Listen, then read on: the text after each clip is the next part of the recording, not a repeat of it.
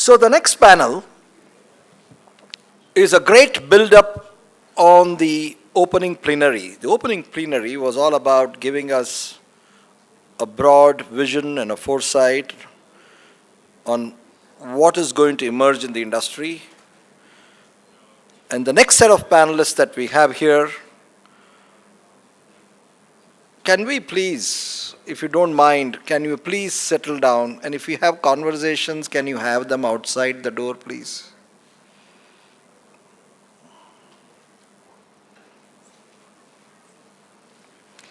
Okay, so then the next set of panelists, as I said, are going to build on what we started with.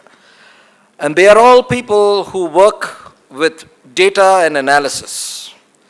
We have Mr. Ambar Dubey, who heads the aviation aerospace practice in KPMG. Mr. Abhibhavan Dhakaria, who heads Liebherr India. And Mr. Amit Thakran and Ms. Shruti Porwal from CAPA. I would now request Mr. Ambar Dubey to lead the discussion. Namaskar and a very good morning to all of you. We had a fantastic morning session. First of all, I would like to congratulate IIM Bangalore, Toulouse, and of course Airbus for the support. We all know how critical education is and the speed at which we are growing. I think this education training is something which is the critical building block. So congratulations, Raghu and Raghu, my old guru, Raghuram Saab. He's now director at IIM Bangalore, Raghunath, with whom I had the proud privilege of being in the academic council of another university which is coming up in Fursatganj called Rajiv Gandhi National Aviation University. It's a government of India body, and we are collaborating very closely, and I'm sure between IIM Bangalore, with Airbus and Toulouse support, I think we'll have many, many more programs up north, and then maybe we'll have the NAU branches all across the country. Also to distinguished panelists and distinguished people in the audience. I'll keep it very short so that as my brother from another mother, Vinay Dubey, we're not related, but he's almost like my elder brother. So we'll keep it short so that we can have more interactive questions. I think the morning session was fantastic because literally anything that had to be said has already been said. So I'll just restrict it to, because this panel is more about the future, so we'll talk more about future. And we know the problems very well. People in this room are managers and thinkers, researchers, analysts like me. Our job is to basically solve problems and help both industry and fellow industries, agencies, and the government, because government, unfortunately, very rarely do you see anybody from the government in the front rows, but that era is also changing. They're coming more and more into that public discourse, consultation, etc., especially with this government that we see. And so we have to find a way to engage with them and find solutions rather than stating the problem. Problems we all know, and we are experts in expressing the same problem in multiple ways. Okay, the quick one in next 2 minutes is about the growing economy. Yes, GDP growth is happening. The best part now is that in India, flying has been demystified. So it's no more the rich man's preserve. And as Vinay rightly mentioned, it's actually become a political game, that the more like railway stations and post offices and schools now setting up new airports is the new mantra, which is a fantastic thing, because for the last 20 years, we've been jumping around all over the place saying this is not just fast transportation. Of course, speed is critical, but the only two reasons why people fly is basically business and tourism. And both of these create a lot of local economy investments and jobs. And jobs is something India is sitting on a volcano right now. And if you look at the aircraft, per aircraft, about anywhere from 100 to 150 jobs direct, and some 6 times that. Okay, so almost 900 jobs are created in the allied fields, because when you take aviation to a particular place and tourism grows, the roads are built, railways, metros, hotels, restaurants, and somebody has to supply to those hotels. And in the hotel, you'll have maybe say 100 people, but there'll be some 1,000 people helping the hotel operate. Okay, so aviation, tourism, real estate, construction, infrastructure build-up, connectivity, all these are created thanks to aviation. So this now, the government gets it. So which is a big positive. The other positive, of course, has been the National Civil Aviation Policy 2016. We were proud to be associated with it in the drafting stage. Very hotly debated, but finally it all saw the light of day. For 70 years, we never had a policy, but today, as the Prime Minister says, we don't want anybody roaming around in the ministry. For some of us veterans who've been in the industry, we know that whenever we used to go to the ministry, the corridors were full. Now the corridors are empty. Because for whatever requirement you have, or any question that you have, I mean, they say just go to the website, download the policy, and out of 22 chapters, you'll find your answer somewhere. If you still don't find an answer, then please come to us. So that's been great. RCS, of course, everybody now knows this is a mantra. Now, this is, again, an example that it's not an innovative idea. Way back in 2003, the Vajpayee government at that time had got the Naresh Chandra committee, and this was one of their critical suggestions, saying that India lives in its interiors. Okay, the urban elite is just about maybe 5% of the 5 or 10% of the total population, but almost 70% stays in the interior. So if we don't have an inclusive growth and bring them in, okay, it's not going to happen. Now, of course, airlines have to make money, and the smaller the plane, higher the cost per seat, because the pilot salary doesn't come down. Whether you have a 180-seater or a 300-seater, 500-seater, or a 20-seater, the pilot salary for that day or for that month remains the same. So the cost per seat goes up, and hence, if it's going to be unviable, somebody has to make it viable by putting in the viability gap funding. Simple concept, nothing innovative, but just see, 2003, and finally it was released in 2017. Okay, the part of it was captured in the NCAP itself, NCAP 2016. The first chapter and the biggest chapter when we were drafting it was actually on the RCS. And so happy to see it finally happen. And the good part is, anytime you try something innovative, there'll be many cynics and critics and naysayers. ये तो होगा नहीं, हो बिना चल बिना, right? And it's good to have cynics around because they make you sharper, they make you smarter. Okay, so each of those cynical things that was said, including some of the airlines, which are now bidding very aggressively. There's an airline which has broken its model for the first time. They said we are going to be a single aircraft company, and they've broken that model for the first time. So there is something good in that policy, and we leave it for a later session to talk about that. The third biggest great thing which has happened in the last 2 to 3 years is this Air India thing. For the last 20 years, everybody has been saying government has no business to be in business. Government shouldn't be flying people. You should be basically monitoring and overseeing and facilitating growth, but don't fly people. Because the Europeans got it, America got it way back in the 70s or 70 years back. They never had a private government-owned airline. Okay, so they probably got it right. Then came the Europeans who learned it about 40 years back that yes, government does. It's not a national thing. You don't have a national refrigerator making company or a national car company. So why should you have a national transport company?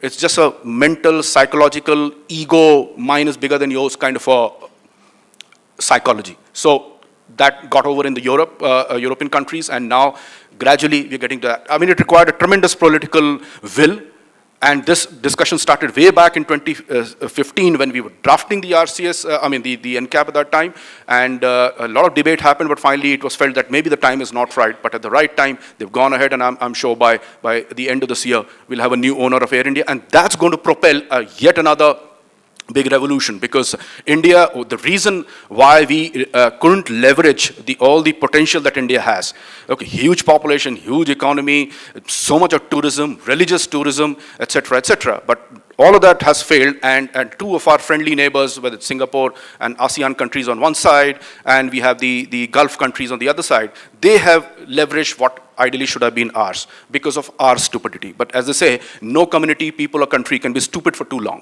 Okay, so thankfully now we have put the building blocks, we are getting our act together, and these are the 3-4 things, the NCAP, the RCS, the Air India privatization, and this whole demystification of aviation, and this whole talk about Hawai chappal wale ko Hawai jahaz mein bithana hai. So I want to put a Hawai chappal wearing, a sandal wearing person into a flying aircraft. These are the 4 broad trends which are going to create a great future. Now, Vinay is already, and Vinay, Professor Dwarka, all of them have anyway spoken about the challenges. The next 4 or 5 years are going to be hell. All of us, I'm sure many of us have already got the messages saying your onward flight, those who are not from Bangalore, that this is delayed by 30 minutes, 45 minutes. My flight has already been delayed twice. And this is one of the airlines which claim OTP as on-time performance as one of their core mantra. Okay, I've already got 3 SMSs by now, delaying it by another half an hour.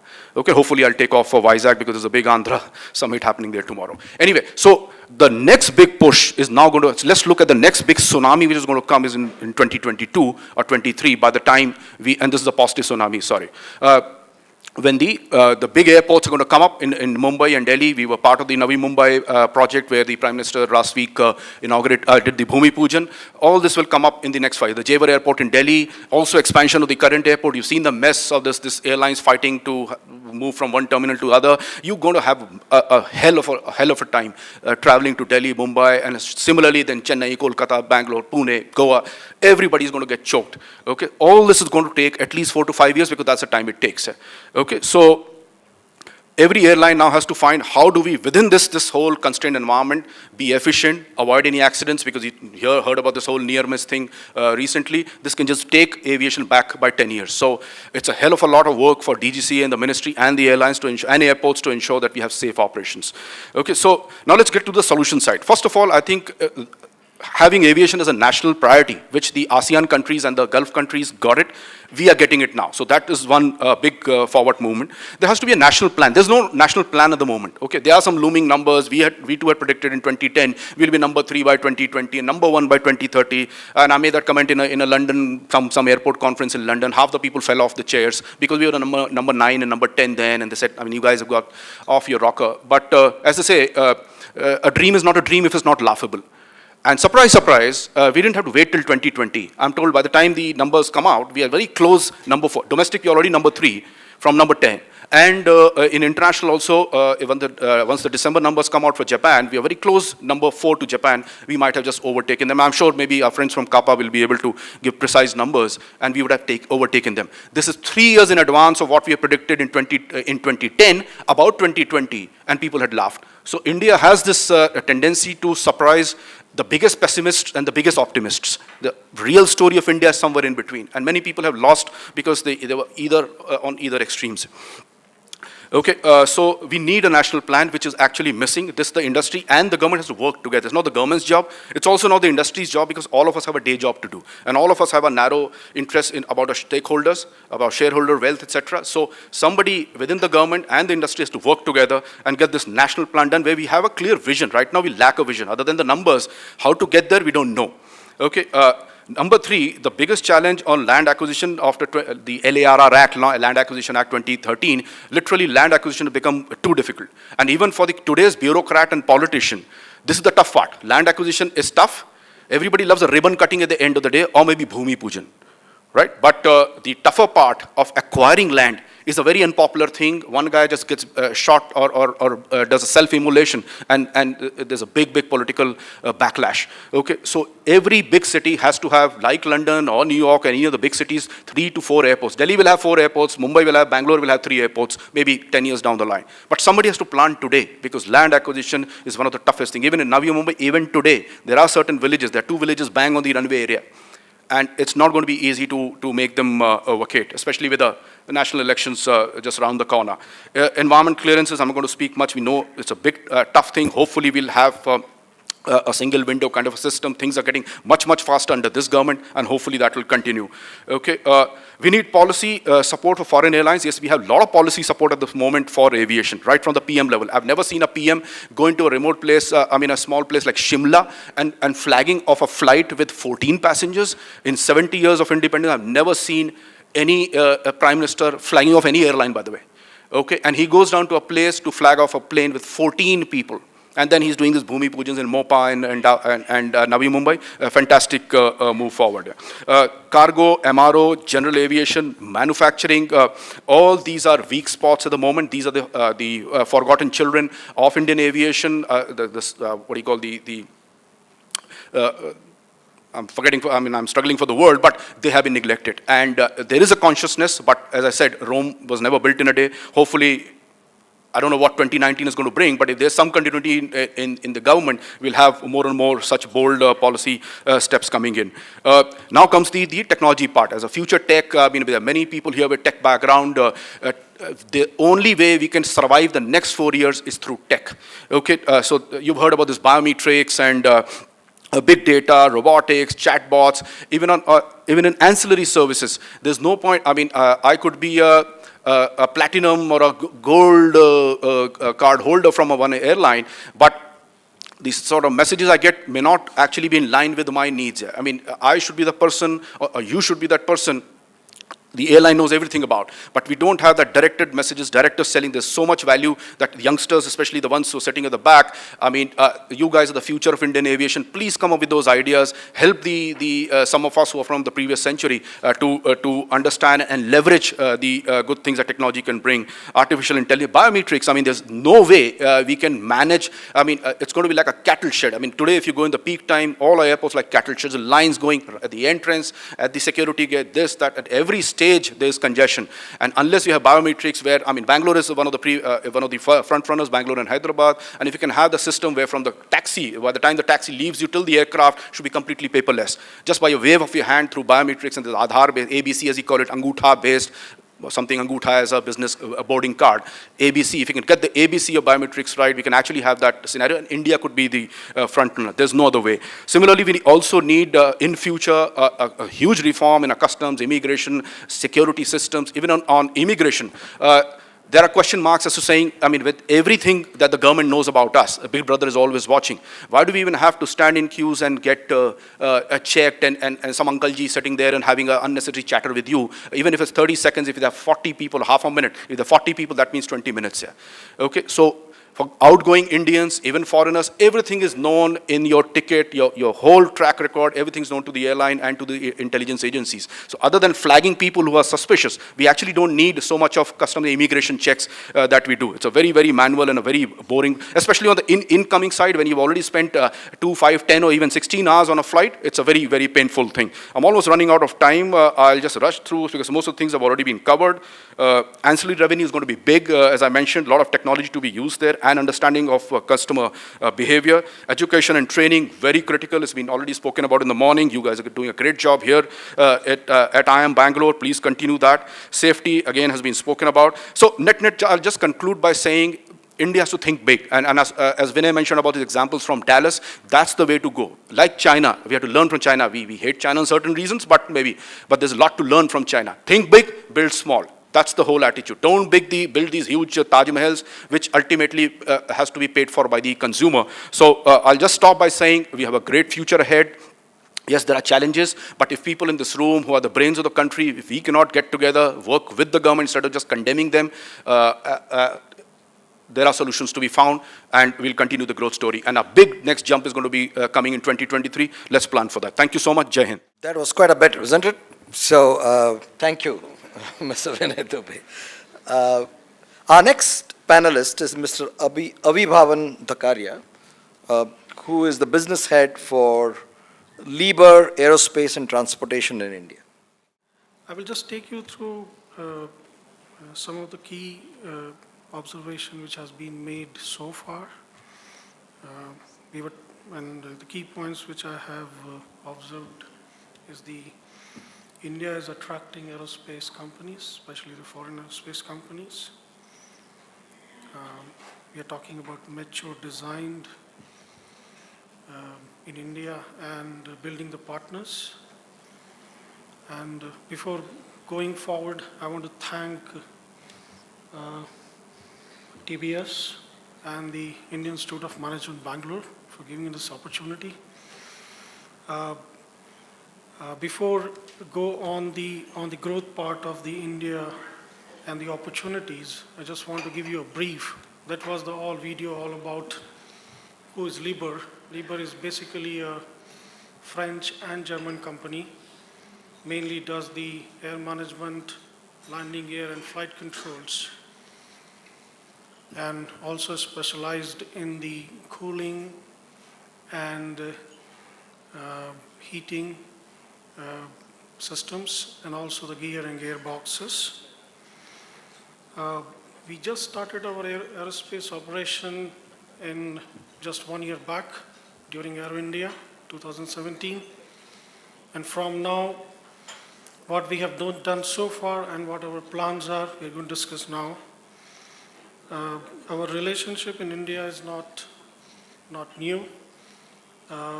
We have 3 manufacturing facilities in India, definitely non-aerospace, but it clearly says that when we have come up in India for the aerospace, we are going to have our own facility in India. So we have a Liebherr Machine Tools, which is in Bangalore. We have a crane business, which is in Pune, and then we have Liebherr refrigerator business in Aurangabad. And looking into Make in India initiative, we have decided that we will be the front runner establishing our factories in India.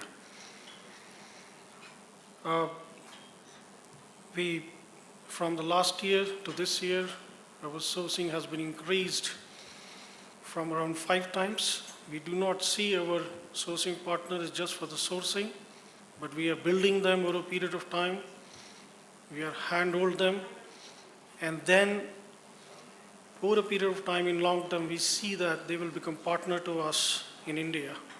So that for the long term, when we have a facility in India, they can become a partner to us than only a sourcing partner. When we see India, a lot has been talked. The business is growing, the civil business is growing very well. And when we see the numbers to the aircraft, we become very happy because we are the OE manufacturers. And this always gives an opportunity in India that, we can also grow very well. The second thing, we are very keen to see the MRO, which is slowly coming up to a shape, and we can create a good synergy supporting them. Moving forward, we are looking for a partner so that we can support India in much better way, and over a period of time, we can establish our own manufacturing facility and support Make in India program. So, much has been said in this forum. So, the other things I will leave it to question answer session. Thank you. So the next set of speakers are people who live their lives crunching numbers, doing research, and offering consulting advice. We have Mr. Amit Thakran, Team Leader Consulting and Research, Kappa India, and Shruti Porwal, Team Leader Consulting and Research, Kappa India. So good morning, everyone. My name is Amit, as sir mentioned, and over the next 15 minutes, me and Shruti will be talking about primarily two things.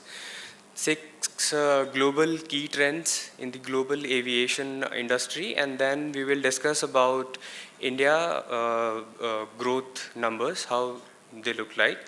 And the structure of presentation is that I will start with the global key trends, and then Shruti will take over and she will discuss, take us through with India numbers.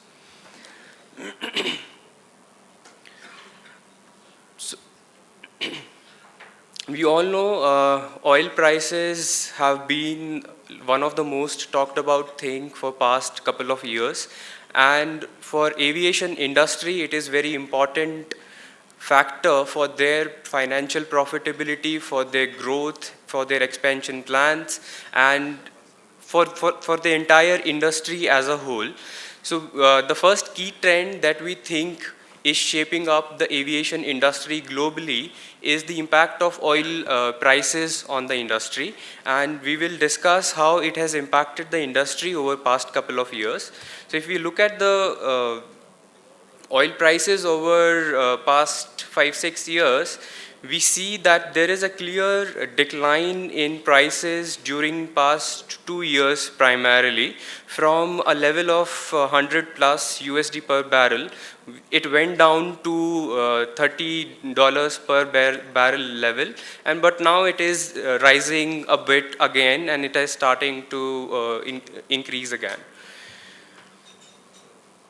So we try to look at how prices have impacted various other financial and operational parameters of global aviation industry. So we discussed that oil prices have moved down, went down over last couple of years.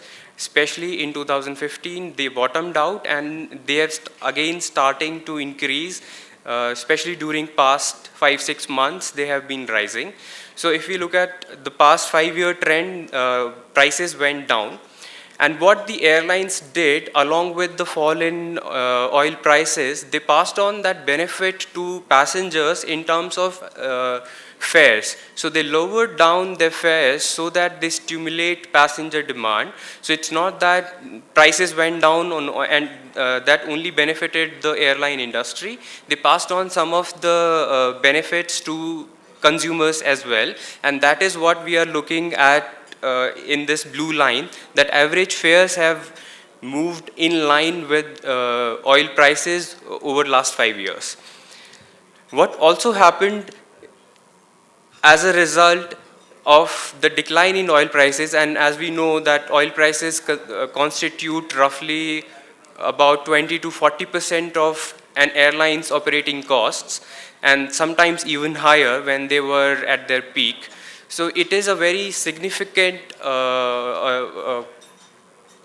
number when they look at their cost, and that oil prices went down, it has resulted into profitability for the entire for the entire airline industry globally, and obviously most of it has come from the American airlines. They constitute roughly more than half of the world's aviation airline profitability. So most of it is coming from there, but even in countries like India, we have benefited. I think for past year was profitable for 4 out of the 6 big airlines in India. So for us also it was profitable, and for globally it was profitable past 2 years, primarily past 1 year for the airline industry. Along with that, load factors have also remained strong, and that was a result of low fares, one, and the steady economic growth that has happened globally. So if we look at the growth of passengers, that is phenomenal over past couple of years, and there is no relation. I wouldn't say no relation, but there is not a linear relation between the fare prices going down and passenger growth going up. So passenger growth has been phenomenal. We have discussed it for India over previous few presentations, but globally also that has been demonstrated by the airline industry. So how next few years look like? We expect oil prices to move up slightly, roughly to USD 65 to USD $70 per barrel over next couple of years. And that would obviously result into fare prices, average fares going up, which will result into load factors going down primarily. So what also happened during past couple of years was that airlines stimulated a very a segment of passengers which is very price sensitive. So they lowered their fares, average fares, and people, passengers who were price sensitive, they also tried air travel, and that stimulated air demand. But going forward, if airfares go up, that demand will be highly impacted, because those are very price sensitive market that the airlines stimulated over past couple of years. That will, if fares go up, that will obviously get impacted, and because of oil prices, cost profitability will go down, and obviously passenger load factors, passenger growth will also come down.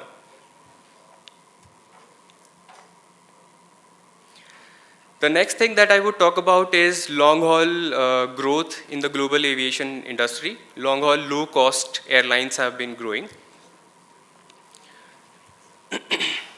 So in the current slide, we are looking at the growth in non-LCC airlines globally, and we are talking about long-haul routes. And when we say long-haul, it means more than 4,000 kilometers. So when non-LCCs have registered a growth of roughly, if we compare between 2012 and 2017, a growth of roughly 30%. But if we exclude Gulf carriers from it, the growth is only over 5 years, a number around 20-25%. But if you look at the growth of long-haul, low-cost carriers, it is significantly higher than what non-LCCs have demonstrated. And obviously their numbers are at a low base, but they have gained market share. So their market share in 2012 was 2.5% of the global airline industry. I'm talking about long haul as a share of long haul global market. Long haul low cost as a share of long haul total industry. And in 2017, the market share has been doubled over past 5 years. So that's like uh, very significantly higher than what non-LCC industry has demonstrated. And if we look at the order book of airlines, especially so in the current slide, each bubble is representing one region, and within the bubble, the number behind I is in-service fleet for that region, and behind O is on-order fleet for that region. If you look at Southeast Asia, the ratio of in-order fleet to in-service fleet to on-order is 1:1, which is very high if we compare it with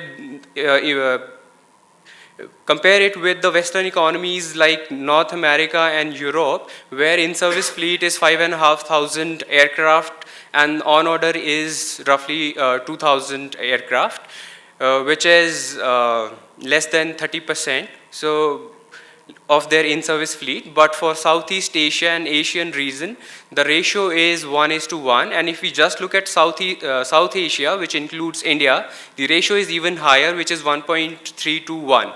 So for every aircraft that we have in service, we have placed an order for more than that.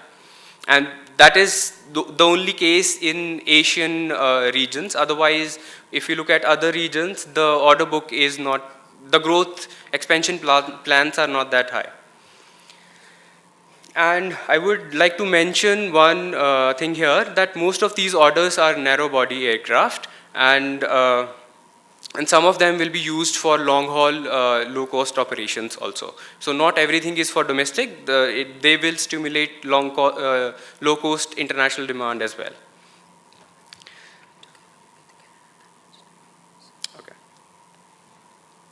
The next thing that I would talk about is the super connectors, and we know I'm talking about the 4 Gulf carriers, which are Emirates, Etihad, Qatar and Turkish. The one thing that is changing about them is globally that for past 10 years they registered a CAGR of 13%, which is very high if we look at their 10-year growth, but in past 1 year that growth has went down to 0.5%. That's a significant dip, and that's a change that is happening because of many reasons, and some of them are low oil prices, unstable Middle East economy, demand for them going down, and as a result they are changing their strategies. For example, Emirates previously mostly focusing on organic long haul growth. Now they are networking with Fly Dubai. They have placed orders and in the Dubai Air Show. If you look at Etihad, they are also reducing in size, dropping partnership strategy, but no new strategy yet. Looking at Turkish, they have uncertainty at their home country. They have airspace restrictions. So if you look at all of them, what they have done historically over past 10 years, they have not been able to do it in past 1 year, and they may not be able to repeat that going forward also. And I would, with that, I think I would summarize the global trends in the global aviation industry. And we discussed impact of oil prices, long-haul growth, and superconnectors changing their role. Another 3 things that we think will shape the aviation industry going forward is the changes in alliances that are happening. One interesting thing, growing thing is the alliances between LCCs also happening now. Another thing is the technology in every sector, and similarly in aviation as well. And impact of Chinese tourism, we think will be very important to look at when we look at global aviation. If you look at India, some of it we have already discussed during past couple of presentations. We discussed that the per capita, seats per capita in India is very low, but if we look at numbers, it is very, very low. If you compare it with countries like China or US, we are nowhere. So we as an airline industry, as an aviation industry, we have huge potential to grow. If we look at the past 10-year growth, it has been very significantly higher compared to previous 50 years. So just in last 10 years, we have added 3 times the passengers that we added in previous 50 years combined. So that shows the growth that we have, the Indian airline and aviation industry has demonstrated in past 10 years.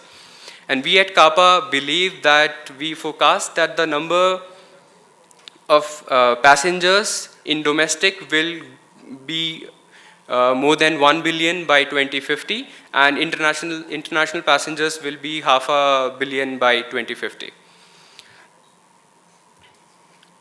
If you look at the fleet, so narrow body are the mostly type of aircraft that our industry has, airlines have ordered in India. And we have an order book of 872 narrow body aircraft.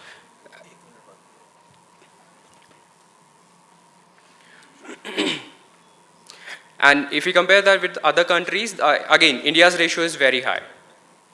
So now Shruti will discuss a few key things going forward that will impact the Indian aviation industry. So I would request Shruti to take us through that. Hi everyone, in the interest of time, I will quickly take us through some of the analysis that we've done at CAPA, and hopefully it will be of interest to you. Indian carriers are set for record inductions. Indigo itself is going to add about 62 aircrafts. That's going to change the market structure in a dynamic way. A total of 124 to 130 aircrafts, including regional aircrafts. There may be some engine-related issues related to the NEO aircrafts that could result in some inductions being deferred, and there could be some changes around these, but that's how we see the industry, and it's going to change in a dynamic way. Of course, this excludes any UDAN-related inductions by small independent regional players. Now looking at what the market looks like, the Indian market is set for growth. We've discussed that multiple times. Where is this growth coming from? Indigo has a firm order of about 444 aircrafts. This excludes any wide-body order that they may expect from for their long-haul operations, for their long-haul low-cost operations. Another interesting one is GoAir, that was just 20 aircrafts a few years ago, set to induct about 131 aircrafts. We don't even rule out any regional turboprops in the near term. Air India, of course, the order, they have orders, but that's on hold till the divestment process clears out. Air Asia India has not done any orders for the Indian market, but we could see something likely in the future. Vistara, we expect a 50 narrow body order, but and also some wide body, but we'll have to wait and watch how that looks like. But the Indian market is set for growth, and these are the airlines that are going to bring it. What does the future of airlines look like? We've spoken about a lot about domestic growth, but what about international? International growth, we feel in the near term, is going to be brought in by actually Indian Airlines, because one, till now LCCs were more restrictive in their approach. They are actually going to, with the orders that they have placed and with the new engine narrow bodies, we expect them to fly international. The wide-body expansion by Jet Airways, like has been seen in Paris, Amsterdam, London, etc. Of course, with the exhaustion of bilateral rights that has by the Middle Eastern countries as well as other super hubs around us, the growth in international is definitely going to come from the Indian carriers. In terms of profitability, most of the profitability is going to come from LCCs. FSCs will most likely have losses, mainly driven by Air India and Vistara, at least for the time that they achieve this right scale to achieve profitability and go international. Airports, we've spoken about them multiple times, but we just to reiterate, Delhi, Mumbai has already reached the saturation. The important point is all these airports will reach saturation in the near term, and especially the AI airports. But the important thing is we can probably delay this a little bit if there are some runway productivities that can be brought into the system, as well as terminal expansion, terminal capacity expansion with the help of technology and other methods. And then it's possible that as an economy, as an industry, we will have time to actually prepare ourselves for the growth that Indian aviation is going to have. The government, of course, recognizes capacity shortages.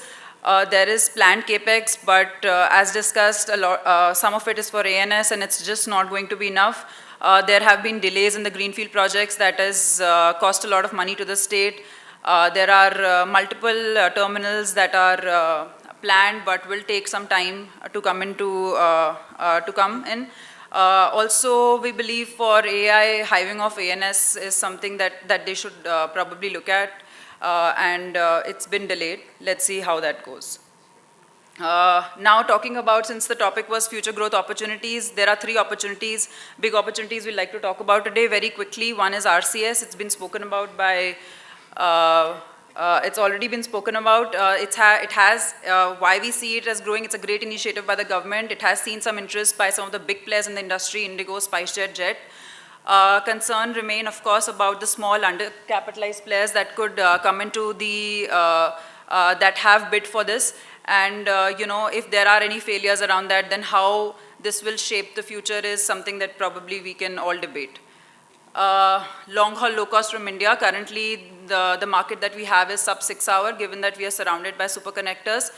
The players currently are AirAsia, X, and Scoot. But definitely there's a huge market opportunity, given that 73% of our long-haul traffic is actually traveling through a hub outside of India. There are capacity constraints, and there is a growing middle class. That's a huge plus for long-haul. What are the key elements that we should look at when we think about long-haul low-cost from India? One is local traffic. That's huge towards Europe and North America, but that's also where the competition lies. So there is a need for stimulation. Price elasticity and region as well as stage length is something that will need to be considered while considering the stimulation that can be created in the market. Of course, origin point will be an important consideration, given probably cities like Delhi and Mumbai, which have natural OD flows as well as potential for feed, are some points that could be considered. Which are the key elements now? Long-haul low-cost have, LCC carriers have a number of advantages, but not all of them can be translated into long-haul. So there'll be business strategies we will need to look at. One is the fleet strategy. Now, what can be, to lower cost, what can you do? Maybe one is, of course, a single-type fleet that's been explored by LCCs. Maybe get a midlife aircraft that offers great price and with a good pedigree, so that you, of course, save on other related costs. Secondary networks that can be explored, things like airport transfers, self-connections, that's a growing plus globally. Airport choices will need to be considered. Secondary airports offer a much lower price. A London Heathrow versus a Stansted, there's a huge cost difference. Seasonality of traffic, Norwegian has, if you compare Norwegian and AirAsia X, Norwegian has, I think 3 times the number of routes, but the number of daily frequencies is much lower. The other growth opportunity, and the last one, sorry for taking up your time, is the outbound tourism from India. I just like to take a minute to explain this. When we talk about the Ministry of Tourism, they actually say that the outbound tourism numbers are 21.9 million. But actually that's considering all the NRIs that are living abroad and coming to India and then going back to their home country, and that's actually counted in our national departures. So the real Indian resident departures is actually just 16.1 million. And if we compare, so this is the total number of departures, outbound departures from India, but where do we stand in terms of leisure departures? India is just 30%. The outbound departures from India that account for leisure is just 30%, which is about 4.8 million. And if that is the number that we have in terms of 4.8 million, given that there are people who do multiple trips in a year, probably the unique leisure traveler will just be 4 million. This is a huge opportunity given it's just 0.3% of the Indian population. But let's not talk about the population here. I want to talk about people who can afford travel in India, and that's a market of about 80 plus million. And that's just 8%. So there is this huge opportunity to capitalize on that 92% that's not traveling. And that's something that that was spoken about earlier, you know, that's where the opportunity lies, and we'll have to wait and watch. So thank you so much for your time. Hello, good morning. My question is to the CAPA team. You talked about mostly of the schedule operators. How does the non-schedule operators look in India from the statistics that you have?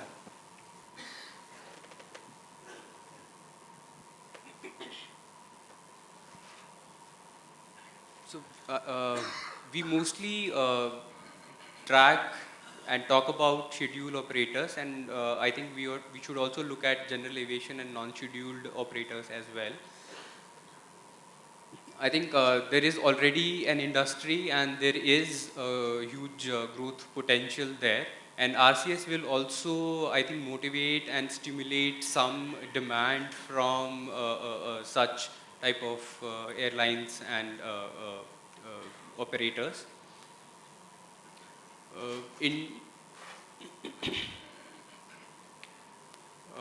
Yeah, I think we need to look at it from, the government should also focus on such, like motivating such carriers and that segment of the industry.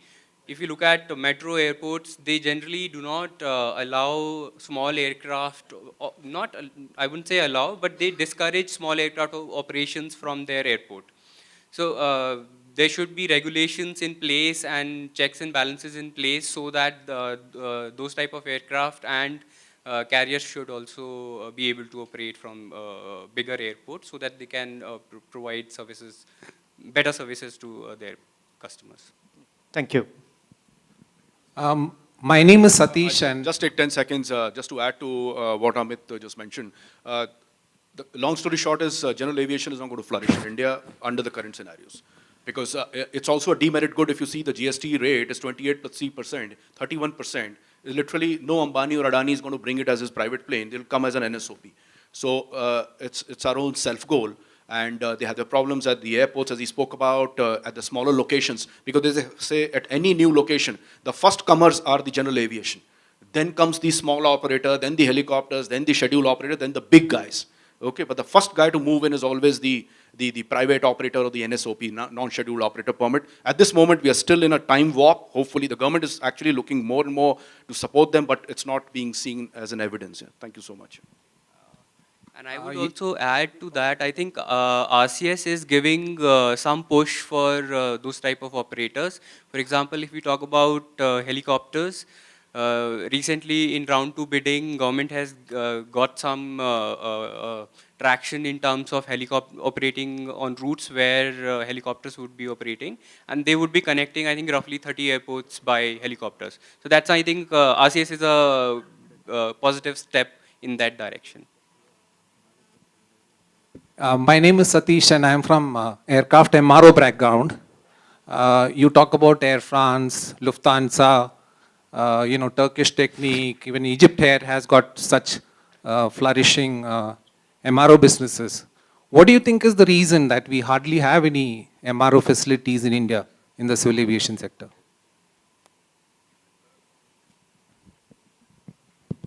I think next time Professor Raghunath will do a full 1 hour session on MRO. It's too detailed a subject to be covered very casually or quickly. Okay. But it's just that at this moment we've got again a policy. I'm not trying to lament, but put facts on the table that the evidence shows that MRO is again destined not to be successful here. There are tax issues, there are location, the space issues at the airports. The airlines also find it much easier to take it fly all the way to say Colombo, or Singapore, or even Kathmandu. One of our big MRO players have actually set up something in Kathmandu to help one of our airlines, a new coming airline. So it's a complete policy and a tax policy warp that we are in. We are working with the MRO Association of India and with the government.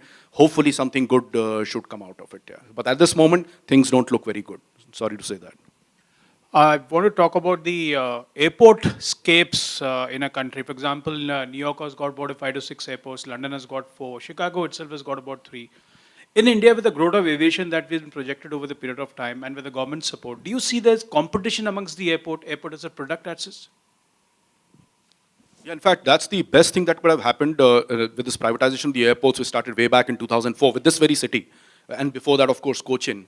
So one good thing which is happening is this competition between airports. Otherwise, if all of them were reporting to one big daddy called Airport Authority of India, there's no competition.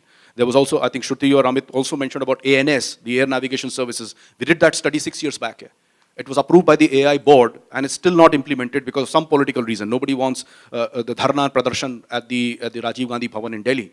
So these are some of the changes which are very much required. We want airports to compete with each other.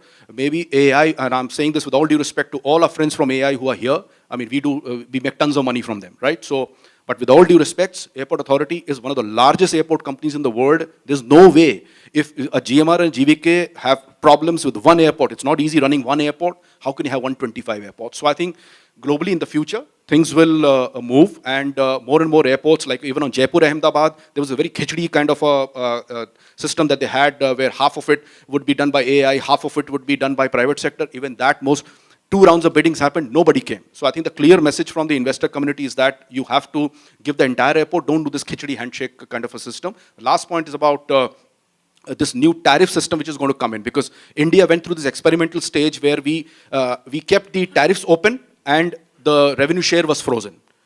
We are now, I think there's going to be in the budget session itself a new amendment to the AERA Act is going to come in which now we'll have bidding just like power and roads on the tariff. So revenue share will be frozen at 5, 10, 15 or 20%, whatever the state government which has acquired the land will do. But the bid parameter would now be tariff. So for the next 40 years, there's no going up to AERA headquarters every 5 years and fighting and then taking it to courts and the tribunals, which is a sheer waste of time, sheer waste of energy. So these are some of the positives which are happening. So hopefully we'll have more in competition and the airport charges are only going to come down because the bid parameter itself will move to who charges the lowest tariff. Thank you so much. Thank you.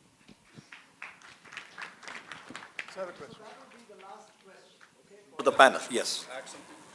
You want to say something? Okay, just a moment. Sorry, I was just wanting to add to that we believe that there are these there is this need for the government to also look at how the capital can be sourced for such projects. So the interest from private parties will be enhanced for airports and airport development, secondary airports to come in. Once there is more open policy around what capital sources can be looked at by investors. So that is something that should happen. Yeah. Good afternoon. My name is Krishna. I'm from the first batch of the MBA students. This question is to you, Amber. You must have worked with the RCS model, and we had done some work for our project on the RCS. One of the flaws I find in the RCS model is it's not improving the number of airlines that are going to come inside or the size of the number of airlines coming in. It's again going back to the big carriers again getting a tax discount or an input credit in order to be able to expand. So are we going to go back to just the SpiceJets, the Indigos, the Jets, and the big carriers who will stay in the RCS, and the smaller guys who, by virtue of a high cost environment, because the VGF stands for 3 years, after 3 years then what? And the VGF is a little funny because you're taking it from somebody else to pay somebody else, like robbing Peter to pay Paul, right? I mean, we've got a 10-year monopoly on a route, except if it's part of a network, then 2 people can come in. So where do you see the RCS model going forward? Is it going to just remain with the big guys like Indigo's getting 48 years? I'm assuming that they're going to have a blitzkrieg of routes coming in. So the smaller guys like Air Deccan and Air Odisha, they've already combined just now before they even started work. So I'm just wondering, capital is going to be a problem here? The cost of capital is going up. So where do we head with RCS? A good question, and again, this is another session which requires 30 minutes at least, if not an hour. So we've got exactly 30 seconds to go, so I'll just limit myself to that. Your question first was, I think it had 3-4 questions, and some of them were answered by you yourself. In the sense, anybody who goes to these in the interiors, okay, by itself, it's not a profitable model. As you mentioned, when we were drafting the framework, this 3-year support period, because I had to have a sunset clause. So after 3 years, what happens? And our studies did show that some of the smaller players will actually shut down.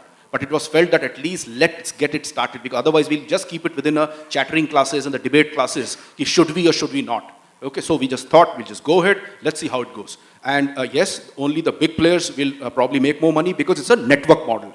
And this acts more like a metro thing, like you have feeders into the metro and then you come into the metro line, right? And that is the model which is going to work. So yes, in fact, you'll be surprised, in the initial days, it is the same airlines which are now bidding head over heels were the ones who used to ridicule this policy, saying this whole RC is all bunkum, bullshit, never going to work.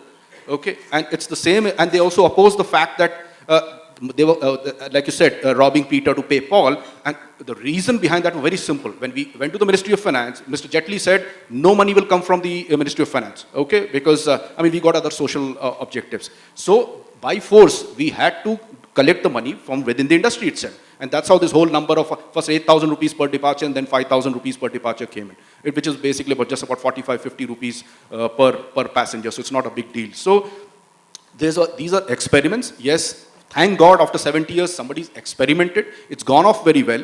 The big airlines who poo-pooed and made fun are now actually breaking their business strategies and models and getting into RCS, which is positive. Let's see how it goes. And as I said, there's no right strategy or wrong strategy. Only time will tell whether this works or not. Thank you so much. But surely this deserves a 60-minute session, which I'll request Professor Raghunath to consider next time. RCS is big. Perfect.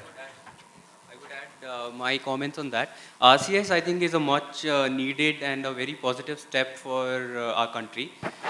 But I think policy needs certain modifications and improvements to accommodate new regional players which are well capitalized and they have scale to do these operations.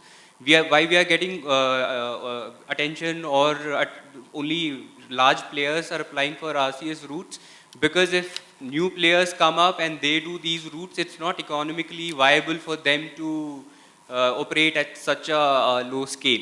So I think we need to modify the policy in a way that the policy is accommodative of new regional carriers, which happens globally. If you look at global, how they provide, how in those countries the regional connectivity and remote connectivity is achieved, it is achieved through specialized regional players. And we do not have any established regional airline which has a scale to operate and which is well capitalized in India. So we are lacking there. And on many fronts, like we do not have the regional fleet also. If we talk about fleet, I think it contributes a minuscule 1% of our total in-service fleet, whereas in other developed economies, in some economies it constitutes to 30% of their in-service fleet also. So we are lacking on many fronts, but I think it's a great step, and with some modifications, it'll be a great success and will give the airline industry in India a huge push.